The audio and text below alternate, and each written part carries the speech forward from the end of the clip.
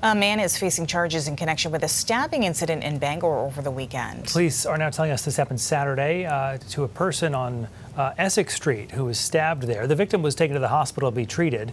We are told the suspect, Abel Perez, left the scene before police got there. He had allegedly stolen the victim's car and drove it to New York. Police there stopped the vehicle, arrested Perez on Monday. He is now facing a number of charges that include attempted murder and theft by unauthorized taking. The Penobscot County Sheriff's Office has identified the inmate who died after being booked into the county jail this past weekend. Deputies identified the woman to be Jody Melanson from Eastport. We're told she was booked Saturday and died later that night. Authorities say she was not involved in any reported altercations. The official cause of death has not yet been released, and Bangor police are continuing to investigate. Investigators say a fire in Harpswell seems to be electrical in nature. Officials say this happened last night at a home on Smokehouse Road. When firefighters got to that scene, they found a shed engulfed in flames. Fire officials say they were able to put it out before it spread to the woods nearby. An unhoused person who had been living in the shed was taken to the hospital for burns and smoke inhalation. The fire marshal's office says a final determination hasn't been made, but they are still investigating how that fire started. And in New Hampshire, one man is dead and a woman is hurt after a fire in Woodstock. New Hampshire State Police say it happened early this morning on Scenic View Drive. Authorities say a neighbor was able to pull one person from the fire but could not save the second. We're told after firefighters extinguished the flames, they found a man's body. The woman was flown to a Boston area hospital with life-threatening injuries. Investigators are looking into the cause and origin of the fire. They say it does not appear to be suspicious. Well, some tense moments on an Air Canada flight that made an emergency landing in Boston. Officials say the captain became incapacitated. The co-pilot was forced to take over. That flight had taken off from Newark, New Jersey. It was headed to Halifax, Nova Scotia yesterday when this happened. First responders say the pilot was taken to a local hospital for treatment. They are not sharing any specifics other than saying it was a medical emergency. There were 61 passengers on board, no injuries reported there.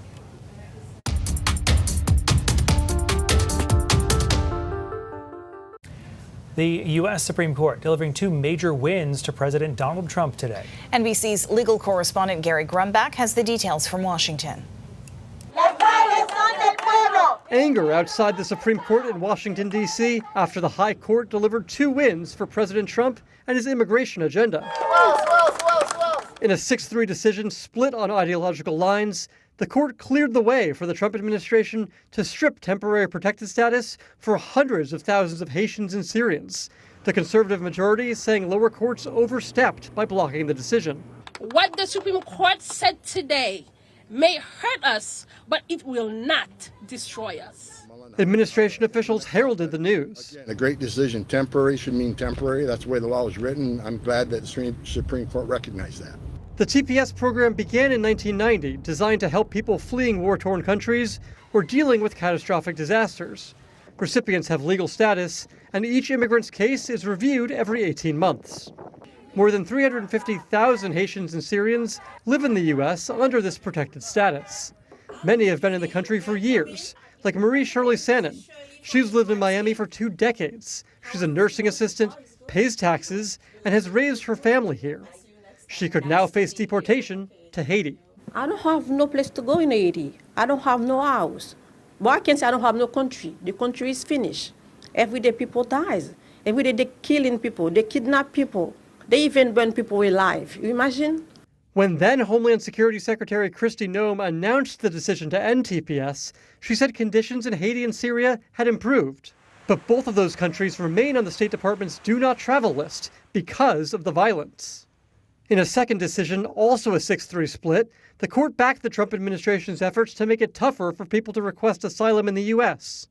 The justices reaffirmed immigration law that someone standing on Mexican soil cannot present themselves to border agents and ask for asylum because they are not technically in the United States. Enforcement of this law had been suspended during the Obama administration, and the Trump administration began it again. An immigrants' rights group challenged the policy, which had been put on hold. The court today also struck down a Hawaii gun restriction known as the vampire rule.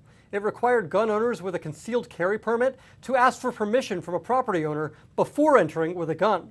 The court, again along ideological lines, said that violated the Second Amendment. Gary Grumback, NBC News, Washington.